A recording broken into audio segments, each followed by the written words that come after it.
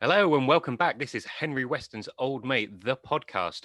I'm Phil Walton. I'm the co-host, contributor, unpaid volunteer on this podcast, joined by owner of Henry Weston's Old Mate Limited podcast company, Stu Butler. How are you doing, Stu?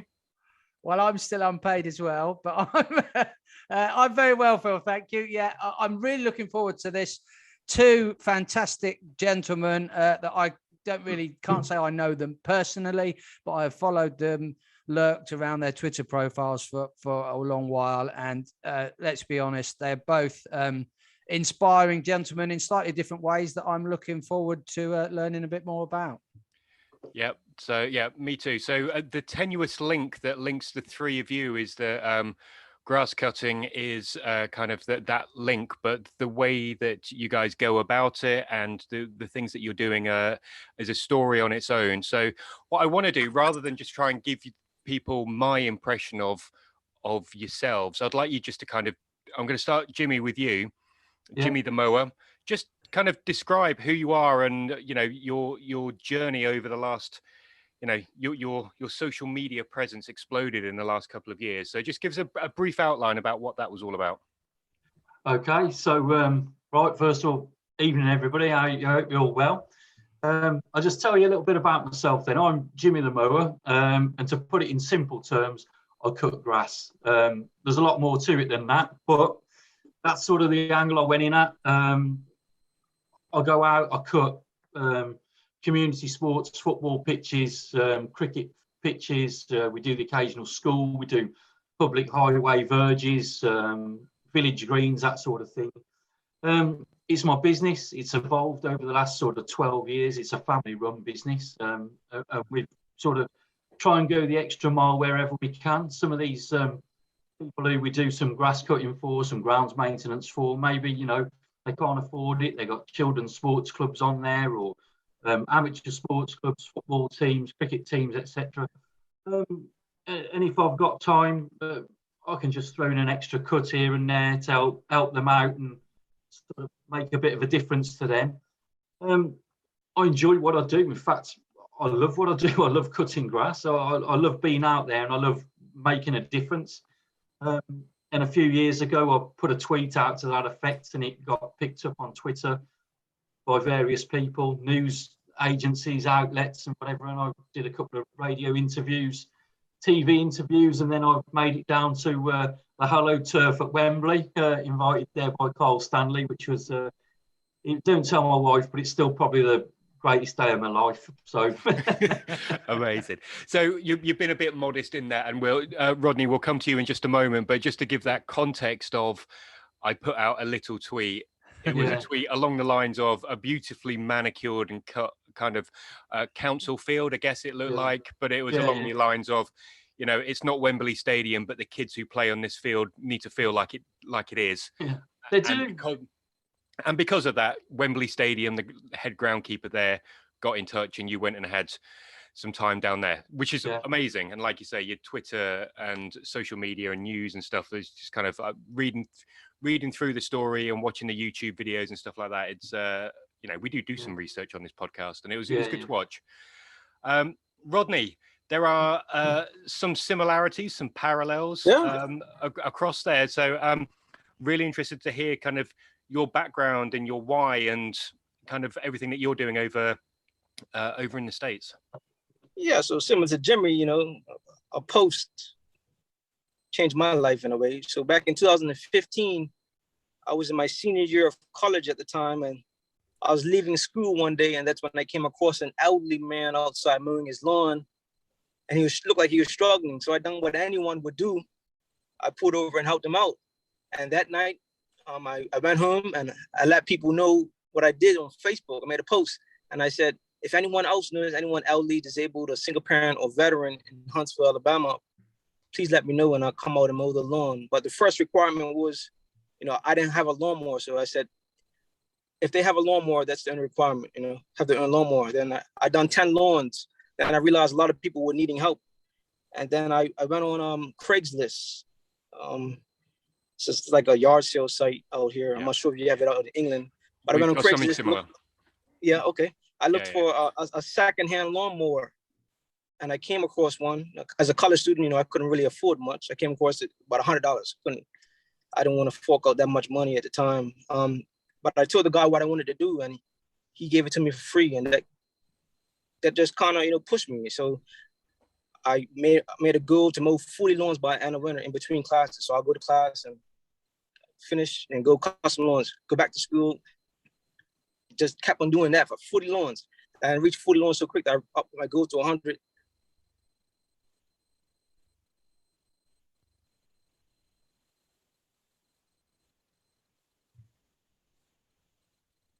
But now I also include kids ages 7 to 17 and show them the importance of giving back to the community with a lawnmower by mowing free lawns. And after I started the organization, that gave birth to the 50-yard challenge. And the 50-yard challenge is basically a challenge that we've issued to kids nationwide and even worldwide to mow 50 free lawns for the elderly, disabled, single parents, and veterans. So let's say you get a kid out in England that accepts this 50-yard challenge, then make a sign saying, I accept this 50-yard challenge.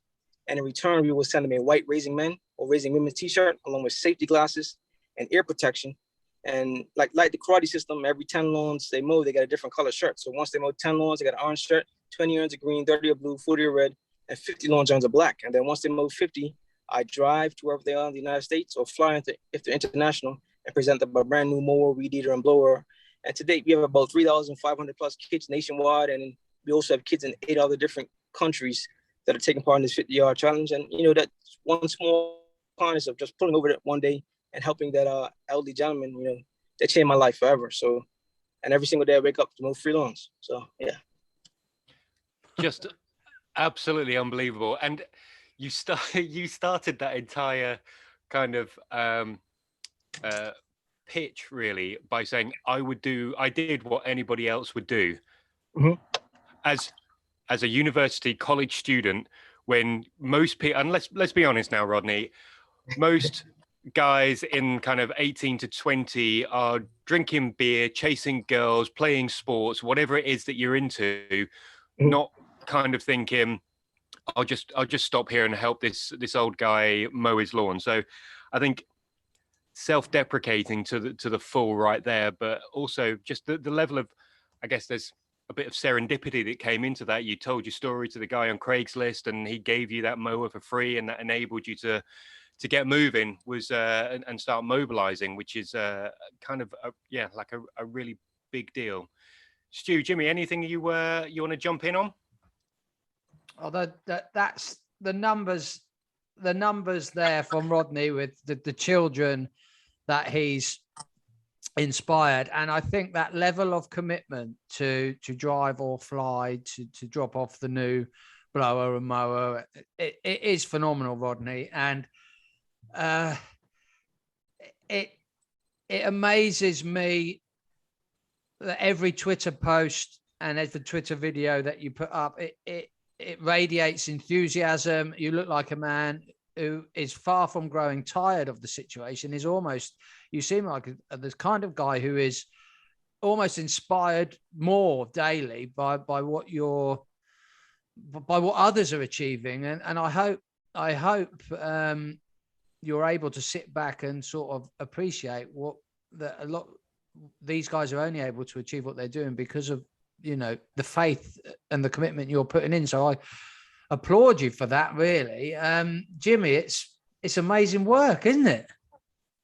Man, it's absolutely fantastic. You know, I've been reading a lot about Rodney the past week or so. I knew we were going to be doing this together, so I was reading up on it, but I was well aware of him a long time ago. You know, there's in the UK this sort of grass mowing movement that we've got going over here is so small compared to to America. It's just tiny, and we sort of all know each other. And the big difference I can see there, when you were saying he's just being inspired all the time by these people doing it, I think this is what we're trying to create over here. And when I've come into the forefront, I've been met with, you know, a lot of positivity. I just go out, I'm just the chap who cuts the grass. That's all I am. And I go and do it, and I go and do it, and I enjoy doing it. And people have picked up on that, and they push it along. And you know what? The only people who've been negative are like top class people who shouldn't be negative. They should be the most supportive people. The people from the bottom up have been really supportive. Some people from the top down, not so good. And that is the big difference between here and America. In America, they want to lift you up. They really do. And over here, we need to embrace that. Anybody who comes to me for any advice, we run a competition on Twitter, patch of the day. It doesn't matter if you've got a $50 mower off Craigslist and you've got, you know, a rough old lawn. If you've gone out there and done it, you've got as much chance of winning that competition. It's a random draw. As much chance of winning that competition as a professional greenkeeper from a golf club with all the hundreds of thousands of pounds worth of equipment. And that's what I try and do, build people up. That's what we want. And everybody loves it when the professionals don't win. I can confirm I've got £100,000 worth of greenkeeping equipment and I haven't even got a silver medal yet. Yep, that's it. That's good. Excellent. Well, I mowed my lawn this afternoon, so I'll be entering a bit later on. Keep an eye out. Okay. So what really interests me is that I guess everybody, like, the world travels at 500 miles an hour, and we've all got our own priorities, whether that's family or, you know, whatever's important to you is your priority. And yet both of you share this kind of single-minded motivation, I guess, to support people who just need that leg up. No, and you know, people from the outside might just be looking in and think it's cutting grass, but it actually is developing a culture that has been missing in the world for a long time, that actually, if you grow it from the community, then it really sticks. And it just interests me about kind of your why, really. There's got to be a motivation other than, you know, the Twitter following will disappear when the next Twitter version, social media thing will come along. So you're not doing it for that, clearly. Kind of, where's it coming from? Do you want to go first? Like the why I'm doing it, you mean? Yeah, so your motivation. Yeah, so even like, I'll take you back to when I first, because I'm originally from the island of Bermuda. So in my senior year of college, my last 2 years of high school, I came to America to go to a special needs school out in New York, upstate New York. And I was there for 2 years. Once I graduated, I went to Fort Lauderdale, Florida, to attend a college called ITC Tech to take up information technology or something like that. And I was there for 6 months. And during those 6 months, you know, I had a difficult time adjusting. I couldn't adjust. You know, I just walked to school, then back to my apartment. My family's back in Bermuda, so I'm just in an apartment by myself. It's not like a regular college because this is just a school you go to. They have no campus. They only have like a school. They have no dorms or nothing. So that's all I've done for 6 months, and it didn't feel right. And I just remember one night just asking God to use me as His vessel, you know, and He didn't give me an answer. And once I said that night in Fort Lauderdale, Florida, you know, I got a send.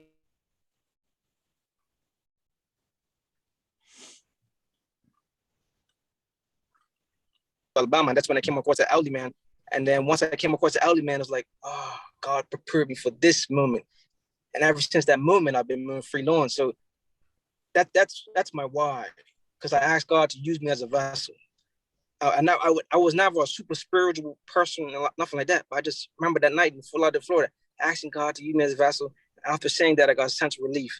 And then when I came across the elderly man a few years later in Huntsville, Alabama, struggling, pulled over, helped him out. And ever since that moment, I've been free lawn. So I believe what I'm doing is my purpose. And, you know, yeah, I wake up every morning, get to travel the whole country, meet kids, inspire more kids to join our 50-yard challenge. So yeah, I believe what I'm doing is my purpose, because I really went to school to be a computer scientist, and then got my master's in social work because I found my true purpose in life, which is helping people. And yeah, that's my why, because, you know, I just asked God to use me as a vessel. And that moment came across the elderly man, you know. I believe that's that moment. It's kind of really interesting as well, because like you said, you weren't necessarily kind of somebody who might have prayed regularly or a regular churchgoer, but that level of faith to kind of take that as your motivation some time later. It's kind of, yeah, it's kind of quite moving. Jimmy, come on, what's your why? What's the driver? Do you know what? It's the same. It's the drive. It's the drive to help people. I think you've got it inside. I always knew there would be something. I didn't know what it would be. And, you know, I've led an eventful life, we'll put it like that. But I've led an eventful life, and I ran Wetherspoons pubs and different retail outlets and whatever else. And there was a lot of stuff going on throughout my life. And the things I was doing there felt good, but there was always something missing. And I just took a part-time job as a caretaker while I was cutting a bit of grass, just doing domestic grass. And I went in, you know, this part-time job to see me through winter while I was doing bits and pieces. And they got a couple of football pitches attached to this village hall. And they just said to me, would you be the chap who uses the mower? He's not very well. Do you know how to use it? And I went, well, yeah, I didn't, but I said, yeah, I do. And I went out and I started to do it. And I just thought, I'll do this. And I enjoyed it. And then the footballers played on Sunday. And I went, wow, that's great. When we turned up, it's striped, it's doing whatever. And I was like, right, okay. And I started to build on that. And it just went from there, really. And I just pushed it along. And then to carry on the helping bit, I was quite fortunate. My father was an engineer and an engineering lecturer. So I never had to fix anything. I never had to bother. I just say, oh, you know, Dad, this has broke or it doesn't work. And he'd come and do it. And you always think, you know, I wish I paid a bit more attention or done whatever. Because sadly, he passed away before I became famous. He passed away sort of 5 years ago. And with him passing away, I was stuck. I got nobody to go to and nobody to turn to. And I was trying to do this stuff on my own, and I've got to learn. And it was then that I came up with the idea of having the YouTube channel where I can do this and I can teach people the basic mower maintenance and how to fix little bits and pieces and choose the right equipment for the right job and do that sort of thing. And it's all from that helping. You're doing that. You know, nobody starts a YouTube channel for the money. It just doesn't work. You just start it because you feel like you need to give something. And I think that's what it was. And it's growing from there. And I've got about 2,500 subscribers, I think, on YouTube, which isn't a vast amount for a YouTuber to have. But for somebody in our industry, it is, you know, a phenomenal amount, really. And it's growing by the day. And now these people are, the emails I get and the phone calls that we get from people who are so happy and grateful that they've been able to fix their mower and save some money and they can do something else with that money and whatever it is. You know, we're in an economic crisis, aren't we, at the moment? Money is tight. He's going out there and helping people, and he's cutting their lawns for free. I can't get round to everybody to do that because I've got my own business to run, but I can do the YouTube channel and I can enable them to do their own if they can by fixing that equipment. And I think that's what motivates me, and that's what makes me get up in the morning, and that's what makes me put in the long hours. You know, I enjoy it. It's something deep inside you, I think. And I knew there would always be something. I knew there would be, and I never knew what it was. And if you'd have told me 20 years ago it'd be cutting grass, I'd have been laughing for half an hour. I wouldn't have believed you. But you know, that's how it is. That's how it is. So yeah, no, I feel like happy in my everyday life. I get up and I feel happy. You don't get that in jobs or in something that you're doing. You don't get that. You get this feeling. Yeah, you know, you always have days where you feel a little bit down, but generally you get up and I am enthusiastic for the day, and to have that is, man, it's priceless. You know, it's priceless. So, you know, it's just listening to you both. You can feel, I know we're doing this remotely, but you can feel the passion and the energy. It's not just smashing us in the face, but you can just feel the authenticity that comes from it as well. I absolutely love it. I also loved your YouTube videos because I am forever taking my mower to somebody who charges me a fortune to service it. So next year I'm going to give it a go. Yeah. Stu, anything you want to jump in on?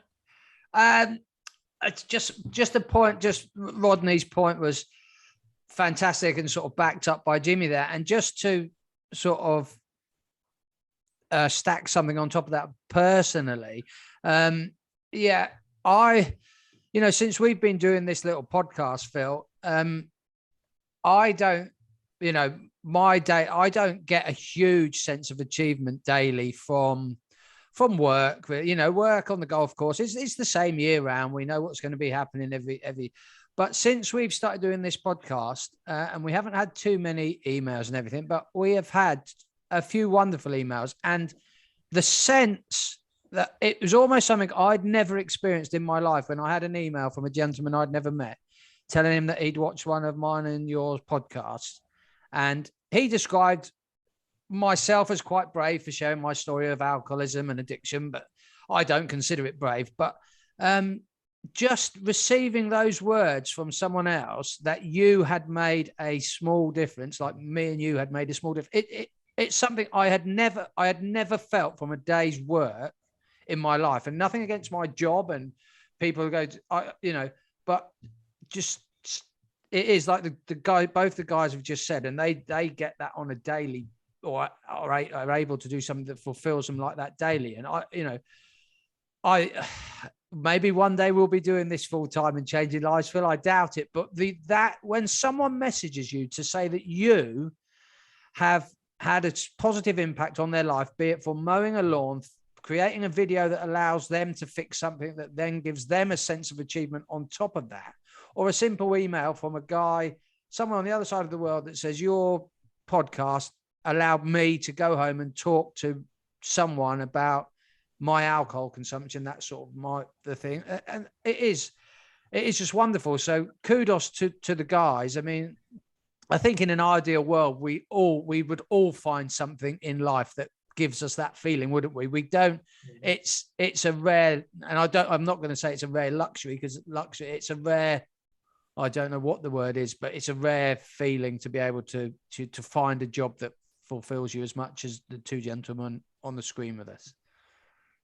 You create that position for yourself. That's what it is. Like Rodney will tell you, you need to, man. I'm not a religious person. I wouldn't even say I'm like a spiritualist type of person, but I can understand from where he's coming from, and you're just channeling that through you. You're going out and you're doing that sort of thing, and you're giving out that positive sort of aura around you, and that positive feeling comes back. And yeah, man, we have some bad days, you go out, things don't work out, it rains, machinery breaks down, whatever happens, these things happen. But fundamentally, deep down, that you can deal with it, and you've got that strength within you to deal with that what you've got to cope with. And not only do you deal with it from you deal with it for other people, and you enable them to deal with that sort of stuff. And I know that probably sounds a little bit deep for somebody who could grasp, but this is honestly how it is. And people have known me for a long time, years, and this has really, the past 10 years of doing this, 12 years of doing this, has really sort of changed my life, changed my entire outlook on life, and changed everything, and happier home life and personal life, and happier within myself for doing this sort of stuff. And you're under enormous pressure. I never thought I could ever work this hard and these ridiculous hours. I never thought I could do it. I didn't think it was possible. And you just do, and you just feel, passionately about it, and you feel inspired to do it. And by doing that, you're inspiring others, and it's phenomenal. I look at like Rodney's stuff, and he's going out and those kids, and we need to get this sort of positivity over in the UK. This is what we need. There's so much negativity surrounding these people in the UK. We need to really go the other way and just embrace everybody and build people up. I would never, when we're doing the stuff comes out, you never pick on anybody. I know, like on one of your podcasts, they were on about a Twitter post, and somebody hadn't streamed around the the markers, aren't they, on a golf course, Yeah. the yardage markers and stuff. Yeah. And they come to me, oh, look at this, Jimmy, it's a disgrace, it's a disgrace. I don't know what's gone on. I don't know if they've had, you know, they could have had a machinery failure on there. They could have had some problem at home. Could be some problem somewhere else on the course. I don't know what's happened. It's not for me to say. It's not like, yeah, it hasn't been streamed around. You know, if it's not streamed around every week, well, then we've got a bit of a problem, haven't we? But as a one-off and a photograph, that's unfair. And we need to stamp that out. We need to turn this round and say, look, you know, we need to push these people up and not put them down. That's what we need. It kind of feeds back to a couple of points we made on one of the last episodes with Peter from the States. But firstly was, you know, the it doesn't take much just to give people, you know, to make their day. Just the smallest gestures can do that. And then when it comes to social media, the bottom line is just don't be a dick. I think that's always the takeaway point, right? Yeah, 100%. So 100%. I'm gonna ask you both in just a moment about kind of what the future holds. But Rodney, I was also, there's kind of a personal link to this question, really, that April is Autism Acceptance Month. I'm autistic, my daughters are autistic, and I was just really taken by, you traveled all 50 states, is that right? To meet people, autistic people from each state, just to, off your own back, just to raise awareness, because that's what you do. Talk to us about that. How did it go for you, and what was the experience like?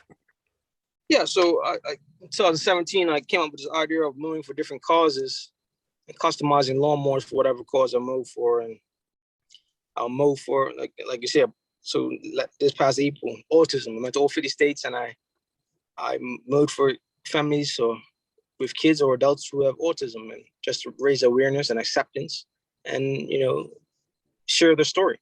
And yeah, that's what I've done. Then I auctioned those lawnmowers off that I had, customized them, and I had 3 lawnmowers in the whole being auctioned off. One of them went for $1,500, and I'll donate all those funds to an autism charity out here in the United States. But the whole idea is just to, you know, share the stories, because one thing I learned on this tour, that is, if you met one kid with autism, you've met one kid with autism, because autism affects people different. You know, a lot of people don't realize that. And I think it was important to share those stories.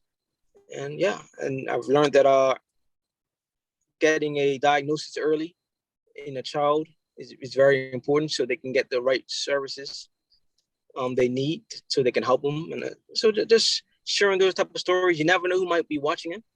And, you know, they might want to get their kid diagnosed. So, you know, with all these different 50-state moving tours, that's the whole point of it, just to raise awareness. And yeah, but you know, my cousin has autism too, so I've done it in dedication of him. So yeah. Oh, fantastic! I was following it, like when Stuart kind of said we were going to be talking at some point, and I've followed your journey, and I was just kind of just completely taken. Obviously, there's that personal link. Everything that you've just said there, spot on, is kind of like once you've met one autistic person, you've met one autistic person, because we're not all Rain Man, you know. It's we're definitely not. So no, You're I was just amazed. Rain Man, Phil. So chaps, tell us what the future holds. Have you got big plans for the work that you're doing, or is it kind of a little bit kind of see where fate and destiny takes you? What's the goal? Well, I'll go first. What's the big plan? Carry on what we're doing. We've been through a pandemic. We're in a bit of a financial crisis at the moment. We just got to try and hold everything together as a business, and keep going with what we're doing. We work in a commercial sector, so we need to obviously make a profit to get everybody paid and do what we do. And the more money we can make, the more money we can do, the more we can put back in elsewhere. So that's what we're doing. Trying to grow the YouTube channel as much as we can. The Jimmy the Mower YouTube channel, just hit subscribe on there if you can and get the numbers up. And all the advertisements and stuff on the YouTube channel, all the money from there goes back into the business, which then again helps to subsidise, you know, the grass cutting and extra work and bits and pieces that I can do for the local sports club. So we try and put as much back in as we can. And that's what we've got to do. We just got to consolidate what we've got at the moment, keep moving forward, keep trying to build it, keep rolling on, and hopefully it'll just keep getting bigger and bigger. I can't see it going any other way, to be honest with you. I enjoy what I'm doing, and we're just meeting up with more and more people who enjoy what they're doing, and we're getting, we're a bit behind like the USA, aren't we? But we're starting to get a few companies on board now who they understand, I'm riding around on a Ransoms Parkway mower. They provide that Ransoms Parkway mower. That enables me. I don't have to, pay for that mower that I'm sitting on. That frees up some money, and that in turn frees up some time to allow me to do extra cuts for sports clubs and people like that. So it's a big, doff the hat to Ransoms there for their part in all of this. They were quick on board, and they do it. And they do it well, and there'll be more to come from them, I'm sure, and there will be more to come from other companies as things progress. But we'll be doing it. You've got to look at Rodney, haven't you, for inspiration, and you've got to look at what he's doing, and you just think, if we can just channel a tenth of that over in this country, that would be such a huge improvement for us. It really would. Yeah. So that's what we've got to do, and we've got to try and catch up with him and beat the main man. That's what we need to do. I think, I think certainly channeling Rodney's energy. Well, let's get some more 50-yard challenges going on in the UK. But Rodney, what's going on with? What's the plans for you? Have you got anything on the horizon that you're looking forward to? Just expanding the 50-yard challenge, getting more kids involved. The way things are going right now, probably be the biggest year with kids finishing the 50-yard challenge. So yeah, that's a big thing. Just push it. School is about to be out here later this month for the summer. So there'll be a lot of kids joining, a lot of kids signing up and getting out there and moving on. So yeah, goal is just to keep pushing the 50-yard challenge, because it's so many people that reach out every day asking, do we have a kid in that area? A lot of times we don't have kids in that area. So trying to get more kids involved, and even like Jimmy said, get more companies involved to be able to help out, because it's not cheap. Providing lawnmowers and weed eaters and blowers to every kid that finishes their 50-yard challenge. So we rely on donations from companies and even private citizens to help us make that goal possible. So how easy is that, Rodney? How easy is it to get a company just to give you free stuff to give to people? Well, it's pretty hard to get companies to give you free stuff. Like when it comes to lawnmowers, a lot of companies say it's a liability. So I had those conversations with Briggs and Stratton and Craftsman lawnmowers. They like what we're doing, but when it comes to giving away lawnmowers to kids, that's liability for them. Right. So we just rely on private citizens to make donations, and there's got a few guys whose pockets are pretty deep. They're able to donate a chunk, which allows us to get more lawnmowers. And we got an Amazon wish list with the lawnmowers, weed eaters, and blowers. People go in there if they can afford it, purchase it, they ship to my house. I take it to a storage room, and it's stored there until the kids complete the 50-yard challenge. So yeah, we just but the public supports it because they like what we're doing, and I'm thankful for that, because if it wasn't for them, we won't be able to make all this possible. Amazing. Stu, you want to come in? Got anything you want to? I know you've been canvassing questions from Twitter, which might be a dangerous game to play. We'll go there in a minute, but I think it amazes me that how successful Rodney's been able to be with this challenge, based on what we know of youngsters in society nowadays. That kids are the Xbox, the PlayStation generation. It's a cliche, but that's what kids are. The jokes that kids don't like going outside now.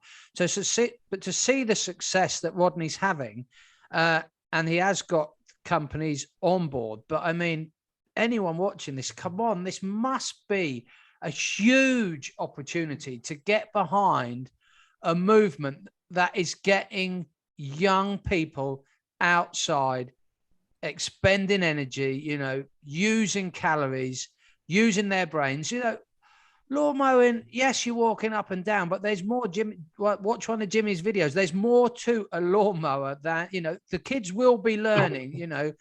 You've got basics. You've got pre-start checks, but you've got to remember your safety goggles. You've got to be using the right fuel. If it's a fuel mix, there's things that these kids are learning. So I think the t-shirts that Rodney's got, where it says raising men, raising women, this conversation could be about anything. It doesn't have to be about lawnmower. And what Rodney and Jimmy are doing, what Rodney is doing for the younger generation, and is shaping them. You just think there's people out there buying Twitter for 43 million, 43 billion, whatever it was. Jimmy's got a huge amount to say for that. But a movement like Rodney's, why people should be getting on board? People should be supporting Jimmy. If there's things we want to try and get off the ground in the UK that's going to get people outside, out of the house, it's better for your mental health. We know that. Then come on, anyone watching this, let's support these initiatives. And if I can get involved with, I don't have too many contacts in the turf industry, but if me and Jimmy can put our heads together in the UK, I have a small access to a few companies within the sort of thing, or my boss does, or people I know, then if you watch what Rodney's doing over there, surely there is something we can get going in our parts of the UK. Amazing. Okay, so I've kind of exhausted my my angles and my questions. I'm conscious before we get stuck into anything else, Rodney. We said we would stop at a certain point, and you're still in the middle of your working day. Do you need to drop off? Do you want to go and get going? Yeah, I got a few more to do today, so I might have to hop off. So yeah.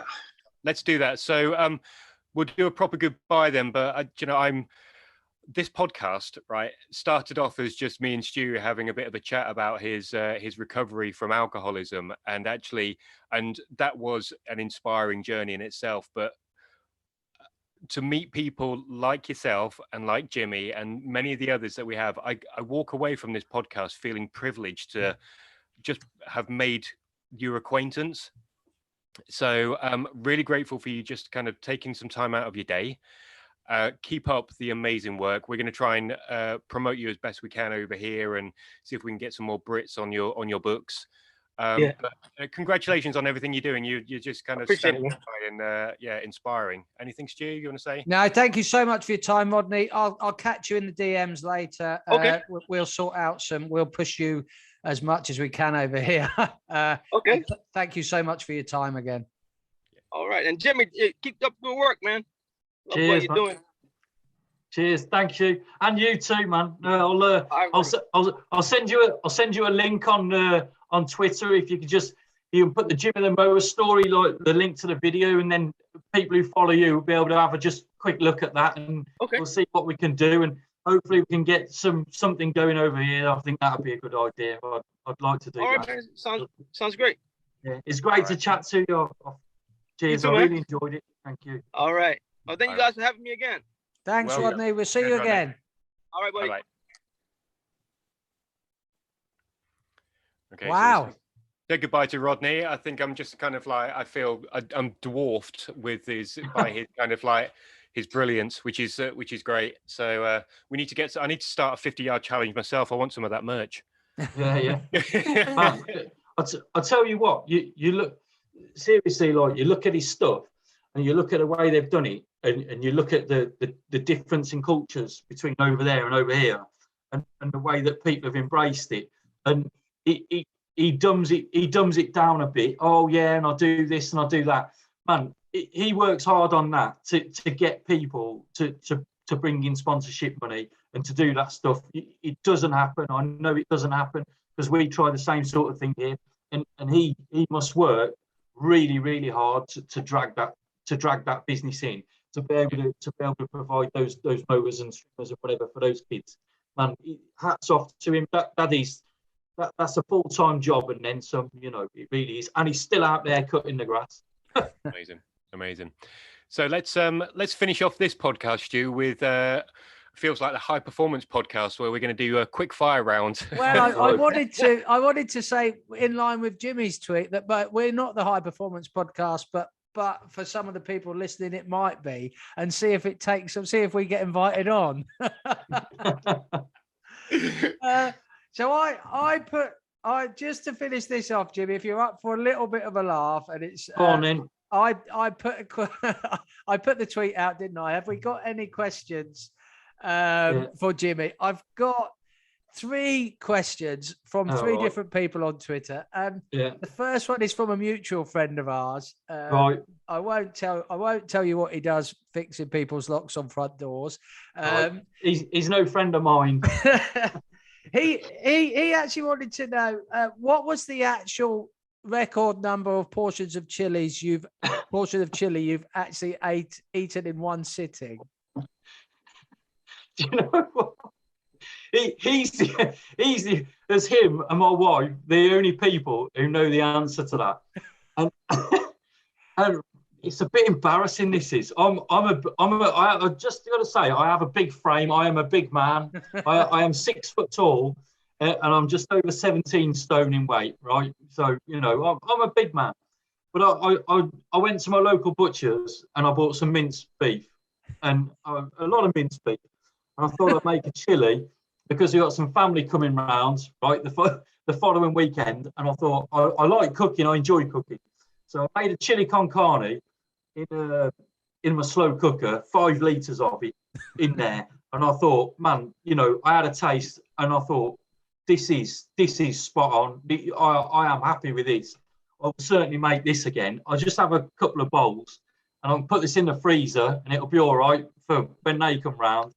And then add a little bit more, and a little bit more.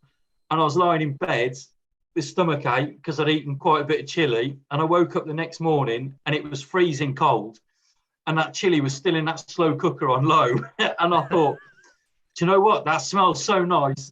And before I left the house at 8:30, the 5 litres had gone. So I'd say... So 5 litres is the answer. So that's pushing 20 restaurant portions then. So 5 litres in about 14 hours, really. But you should write to Guinness World Records on that, I reckon. Get Norris McWhirter if he's still around. Yeah. There was a question that may have come from the same source, but was sent in from a different account. You mentioned your wife Philippa. Was it? Could you explain did you once go wild camping quite local to home and get lost in a field? No comment.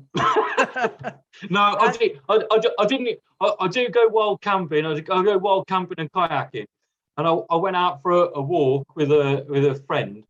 And we went across some farmland where we live. It's in Shropshire. The highest point in Shropshire is the Brownclea Hill, and we live by there.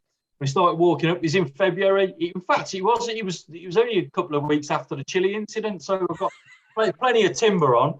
So we went for a walk over the hill, and the cloud descended, and it was quite frosty. And we got turned around, and we didn't quite work out where we were, and we managed to find a main road, and we walked about 4.5 miles in the wrong direction.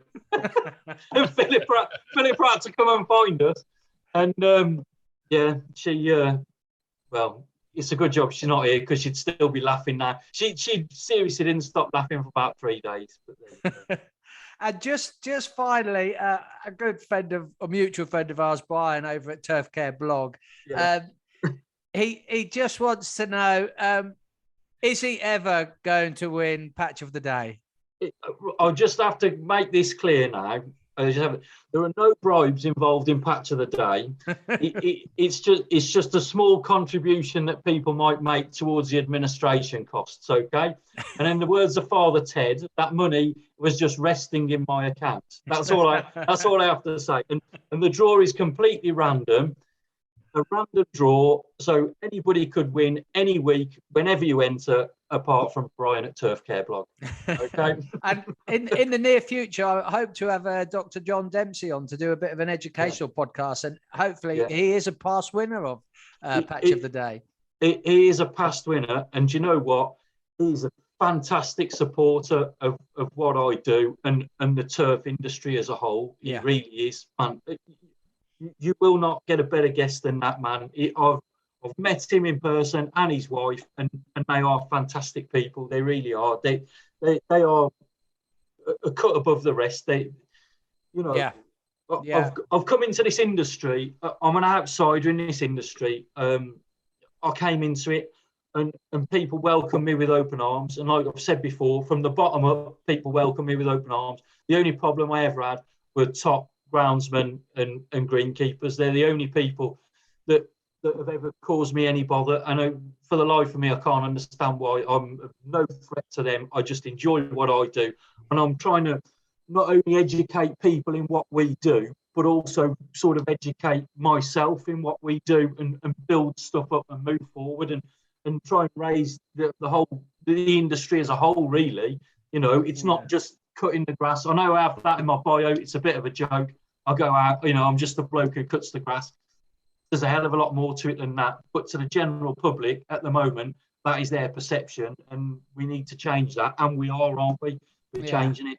We're changing it. One podcast, one tweet at a time. It's all changing. I think what you're managing to do, Jimmy, and more people hopefully will embrace it to a point that what me and Phil, I decided, I mentioned it earlier, I decided to share my story. At the time, I didn't consider it brave. But now me and Phil are getting together most weeks, and we've come to the decision that if we're going to have these discussions, then why not try and create something that then might be able to go out and help or inspire someone, be it talking about addiction. We've talked about so many other things on this podcast, Phil, haven't we? And it's just, it is about giving back, because like you mentioned about YouTube or podcasting, we're certainly not in this for the money, are we? No. One of my brothers will laugh there because he keeps giving me stick on the private messages about our buy me a coffee page. Yeah. But it's more about you just said what Rodney's doing over there. It's not just a wheel that keeps turning, with momentum from thin air, is it? It's Rodney driving that, and you are driving what you're driving, as me and Phil are trying to drive this little podcast and reaching people. We've got a core audience. It's not very big, but each time we venture down a different street, like this chat with you and Rodney today, hopefully we can reach, we could just keep turning different corners. And if we pick a couple more people up, riding on the little wagon every now and again, or off the wagon. I don't know. Am I on or off the wagon? I never remember. You're still on the wagon. On, is that right? That's it. I never know which side is the good side or the bad side. If you've fallen off the wagon, you're back drinking. That's not a good place. Oh, yeah, we don't want to do that. No. So, right. But yeah, it's good, and it's good to listen to you guys, and it's good to have these different people on, and the more reach we can get with this podcast and social media and everything that goes with it, it's empowering people. You're here to educate.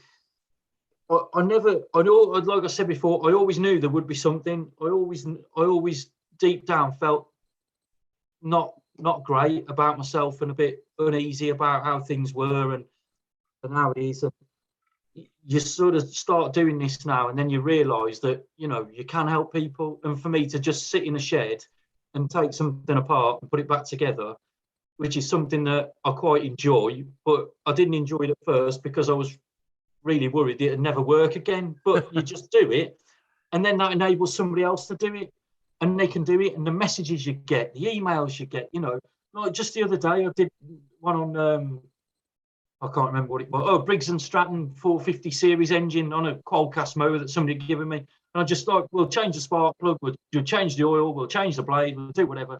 And a lady got in touch and said, my husband's disabled. He can't cut the lawn anymore, I have to. And the lawnmower wouldn't start. And, it cost a fortune to take it somewhere.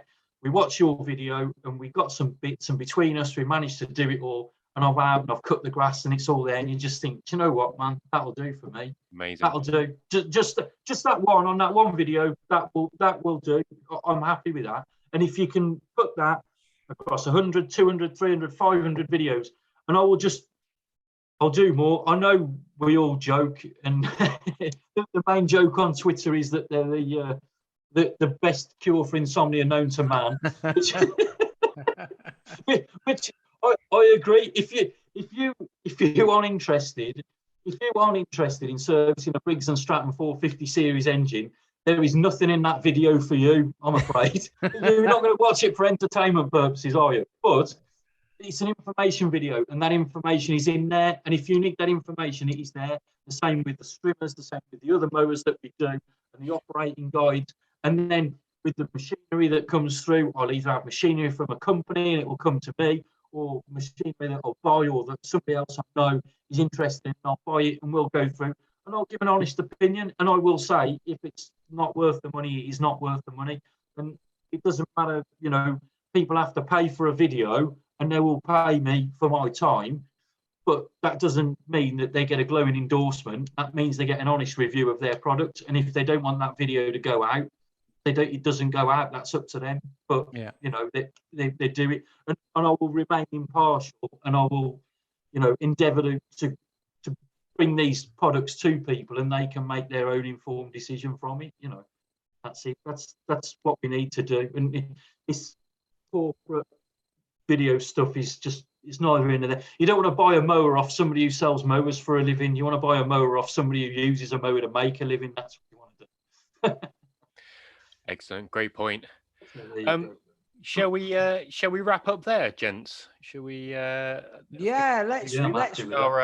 Reached our end point. I think we do have to do the podcast usuals for Stu with the like, rate, review. Yes, of course. If you're watching us on YouTube, or Jimmy on YouTube, please like this individual video, and of course hit that subscribe button. If you're listening to us on your podcast provider such as Apple or Spotify, please leave us a 4 or 5 star review. If you scroll down below the list of episodes, you'll be able to do that. What I have found out recently is if you haven't listened to enough episodes, it will only allow you to rate 4 stars. It won't give you that 5 star option. Just give us a 4 star. We're not that fussy. So if you haven't, or listen to more and then give us a 5 star. What are you talking about? Or listen to more. And yes, we do have the Buy Me a Coffee page. We're not getting rich, of course, but if you just log on to www.buymeacoffee.com/HWOM, you can just make a small financial donation towards the future of the pod. I'll link everything. I will link all your YouTube channels, Jim. I will link Ransoms. I will link anyone else we talk about off air. We're happy to link them. So I think that's me wrapped up, Phil. What a brilliant episode. I've loved it. I've felt energized and inspired, as I said. So, Jimmy, thank you for taking your time. Obviously, thank you to Rodney for giving his time, particularly in the middle of his day. Really enjoyed the episode. And thank you for listeners and watchers for taking the time to kind of be part of it as well. I hope you're equally inspired. So until the next episode, take good care and we'll see you again. Thank you. Cheers.